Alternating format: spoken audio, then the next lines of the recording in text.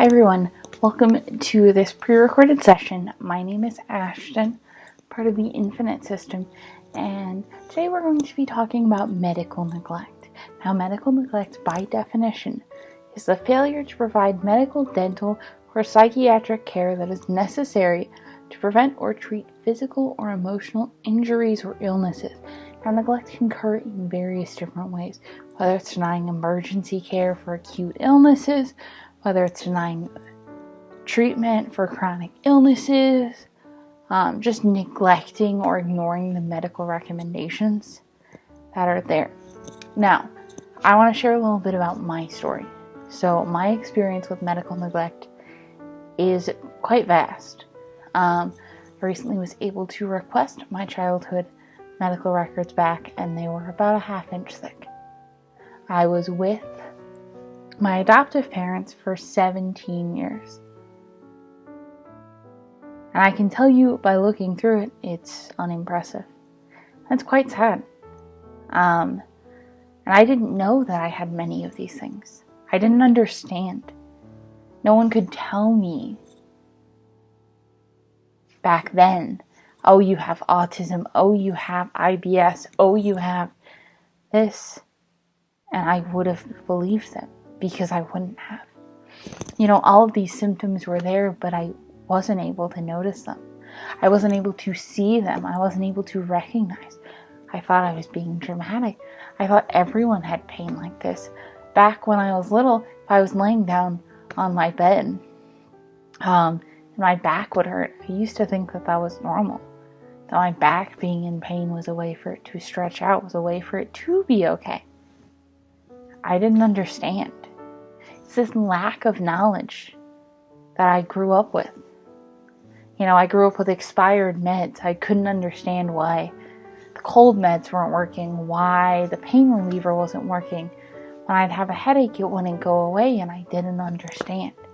I had to learn how to cope naturally, whether in healthy ways or in unhealthy ways, and I didn't know what to do. I didn't understand. I went and got therapy when I was in high school, and my father told me, my adoptive father per se, told me, how much longer is this going to be because it's getting expensive. People with medical neglect, including myself, are failed by the very people that should have taken care of them, at least given them the basic medical necessities. As far as I know, I was vaccinated. I do remember being vaccinated in high school. I would get these angry letters that would say, you need to be vaccinated with whatever it was. Otherwise, you won't be allowed to come to school. I don't know how it is in other states, but in the state that I grew up in, you're required to get this specific vaccine in order to be eligible to attend school. That's just how it worked. And so I would get those letters, and it was embarrassing because I'd have to bring it up to him, and I'd have to state, hey, I need this, otherwise I can't go to school, because school was the most important thing for him.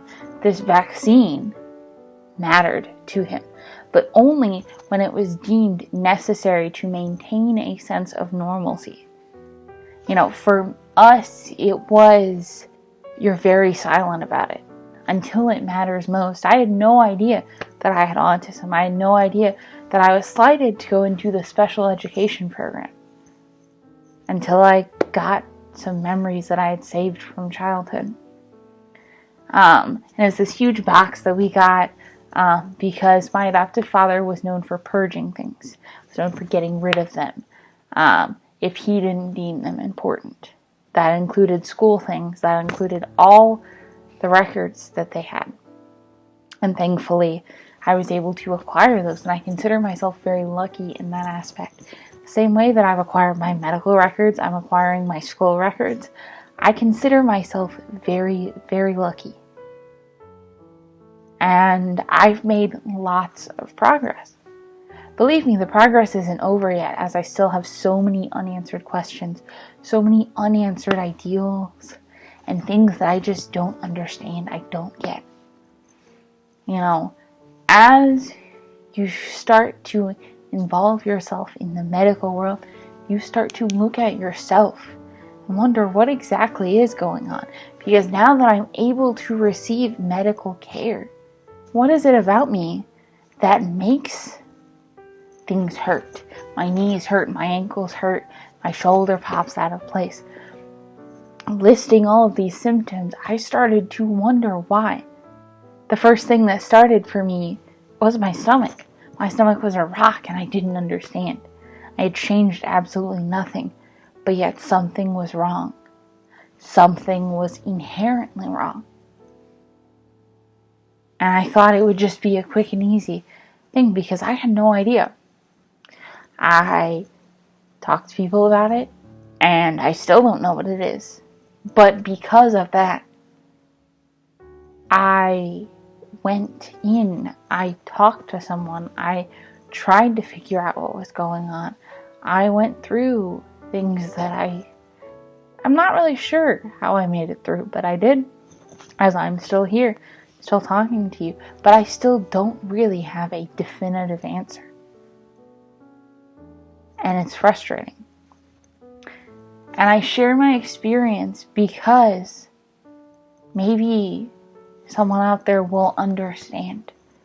I sit here and I do this session because this is important to me.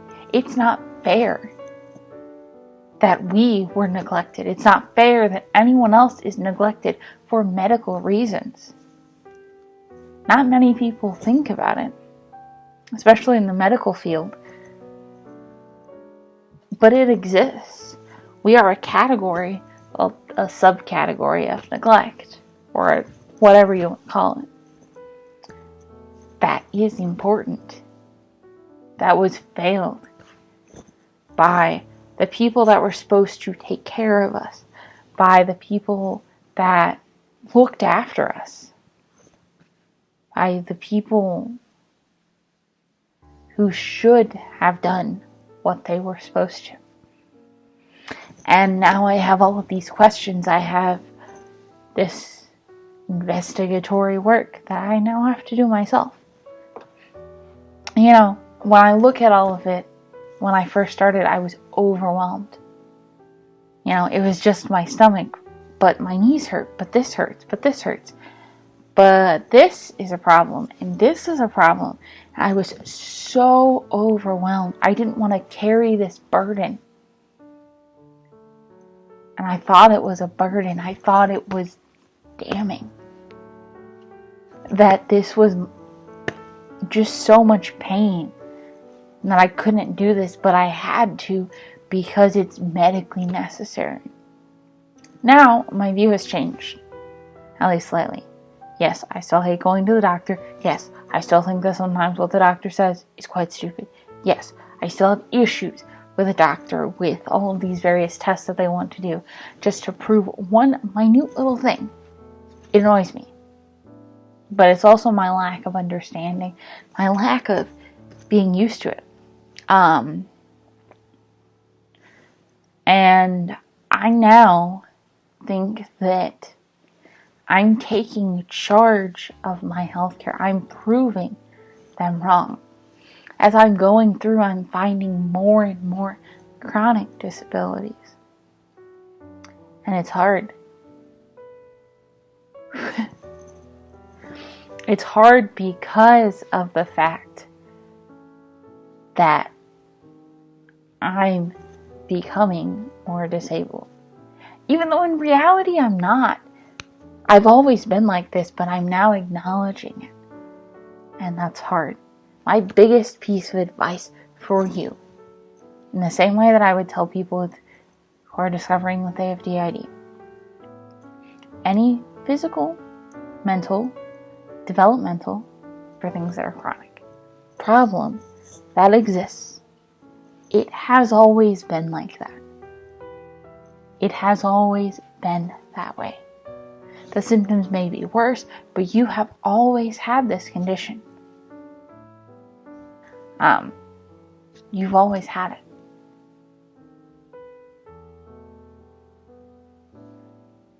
And it won't change. It can get better, but it can get better when you admit that it exists and you start taking care of yourself.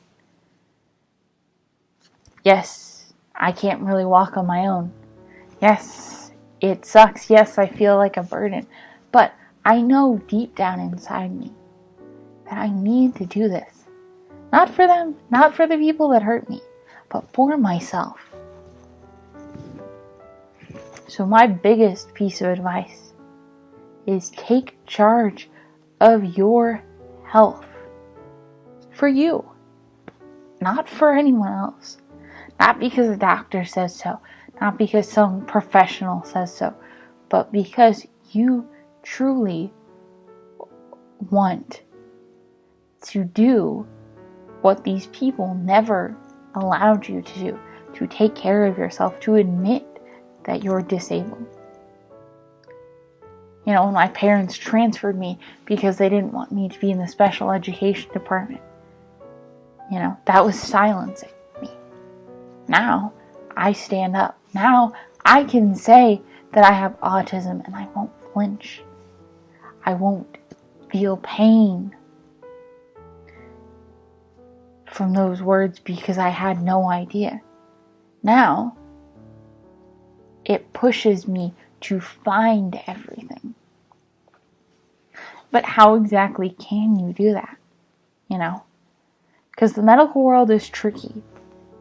Especially in the US. It's navigated by specialists. So if I go to my general doctor and say, well, my knee hurts. And my foot tingles all the time and it falls asleep. Well, then they refer you to a pain specialist. But then you have to wait. It's all about waiting. And well, yes, it doesn't feel like you have time to wait. Because it's been neglected for so long. Unfortunately, that's how it works. You're waiting and waiting and waiting for an answer. And in the medical field, they do a large scope of things. They test and test and test and test and rule out a whole bunch of things that you obviously know you don't have. But they have to prove it. They have to prove it. And if they suspect something, they have to go to great lengths to prove that you have it. So, for example, it was suspected that I had some weird esophagus condition. This rare variant of it. Or, well, quote unquote rare. But turns out I don't. I have a severe case of an esophagus problem. But it's not the specific offshoot that was suspected. And I know that it can be extremely confusing. I know that it can be, weird and scary and frightening. And I'm always the type of person to look at my results and to look into them because I want to know. I've not known for so long and I want to pick it apart. I want to learn about what's going on with me because I've never had the chance to. I joined the Navy and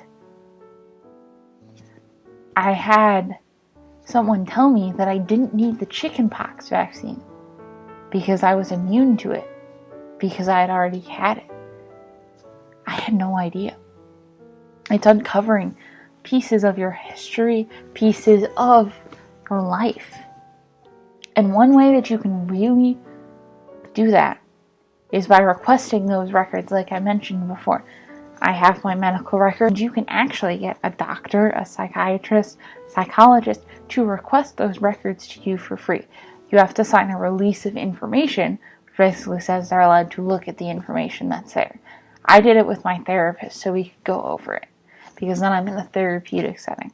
Now it's actually quite nice for me, because for my doctor, she may not understand. My psychiatrist is a little iffy, so I was very grateful that my therapist brought it up. It was something unexpected, but it severely was needed. It was paramount to all of this investigatory work that I'm doing, that we are doing together. It's sort of, we're on this journey to find everything. To find out what's causing my pain, to find out what's going on. And my therapist is helping on the mental health side. And also another thing to note is for some things, especially autism or any other form of developmental disability that's normally diagnosed in childhood, I mean, obviously, if you can visibly see it, it's a little easier. But specifically for autism, it's hard to get an official diagnosis. And it's expensive too. Specifically, autism is geared more towards children and not, not adults. And that's hard. How do you get a diagnosis when you have a child assessment? An assessment for developing children. It's very hard. And it can be very taxing, and some insurances won't pay for it. It's very hard navigating the world. I'm very fortunate in the healthcare that I have. But some are not as lucky. Some are not as fortunate. There is Medicare and Medicaid, but sometimes that only does so much. Taking care of your physical body is very important. Taking your medication is very important. You are not alone in struggling to take it. I struggle every single day. Every day. I forget. I don't make a habit of it. I don't understand what it's doing. I don't see any changes, so I deem that it's not worth it. Because I have this warped view of what medication does. And I know that about myself. Figure out a way that you can keep track of what you have to take. Whether it's doing those like every single day, you have a pill box or whatever it is that's needed, so you can remind yourself. You can remind yourself to do whatever it is you need to do to take your meds, to take care of yourself. Another big thing is if you need a mobility aid, use it. I, for example, use forearm crutches and a wheelchair if I have to. It's hard. You're embarrassed and you don't understand why. But it's to take care of myself. Ever since I've gotten my forearm crutches, it's been a dream. Not that I have to use them, because using them sucks. But it's given me a freedom that I've never felt. And that's beautiful to me. By taking charge of my health, I gain freedom. I was against mobility aids. I didn't understand it. I was very, they use the term ableist. So it's basically you're mocking someone with disabilities, or you're mocking yourself. We call it internalized ableism. Mocking my own struggles, saying that they aren't valid. Saying that my reasons for using these things aren't valid. That I don't need them. Because I walk just fine. But the truth is my legs bend. And I feel like I'm going to fall over. And while yes, I can walk, there's a price to pay for it. And it's a hefty price. And it causes a lot of pain. Never be afraid to ask why. To ask why this is being done. Never be afraid to ask someone to explain what is going on, why you're getting it done. It's their job. They're there to help you. If you don't feel comfortable in a situation, stick up for yourself. Another thing that I would tell you is never feel like you're stuck with that specific doctor. So let's say Dr. Daniel is horrible towards me, is horrible to my struggles and my pain, and doesn't understand. And says horrible things about me. I have every right to go find someone else. Someone else that is covered under my insurance. Someone else that will listen. to my struggles. It's hard because I currently have a doctor that doesn't listen to me, that doesn't listen to my struggles, and that's very evident. A big thing that I would also note is get a feel for the specific doctor, because saying that you are medically neglected can go a variety of different ways, but the two main things are they can be sympathetic and understanding, or they can doubt everything that you say because you're medically neglected, so how would you know? And I've had both from a variety of people. And it's hard because you want to tell someone that you're just trying to figure everything out. But sometimes they don't listen. Also, another big thing to keep in mind is you may find something you never expected. My esophagus condition. I had no idea. I was literally caught off guard. I had no idea. I didn't know what it meant. I didn't know that this was a reoccurring problem for me, and it was a problem that actually meant something. I knew that I shouldn't drink water in the middle of the night, whether I'm thirsty or not. I knew that I shouldn't eat before I go to bed. I knew all of these things, but I never brought them up because I knew that it wasn't going to be beneficial in the long run. You have the right to take charge of your health care, to take charge of getting whatever you need. Medically, you need to heal. I'm still actively coping. And it shows. I give as much information as I can, but as every hospital and healthcare system is different, it's hard. As countries' healthcare systems are different.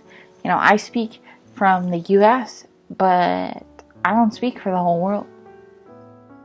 You figure out and you do what's best for you and your system. To keep your system safe, but to also keep your system healthy. You should never be ashamed of taking care of yourself. If you have to take time off work, if you have to live off of a disability pay, or if you have to, walk with a cane, with a crutch, with a walker, whatever it is, do it because you deserve it. You've been through so much, and now it's time to take care of yourself. It's not going to be easy. It's not going to be fun at times. And some of the answers won't be easy to swallow. Some of the answers won't be easy to swallow. You'll have to sit and think about it. But you can do it. We as the Infinite System have faith in you. Just because you are medically neglected doesn't mean that you are alone. We are here, and we hope that this video helps. We appreciate you tuning into our session, and we really hope that you guys enjoyed it. So thank you so much for watching. Thank you so much for listening. And we hope you guys enjoy the rest of the conference. Bye.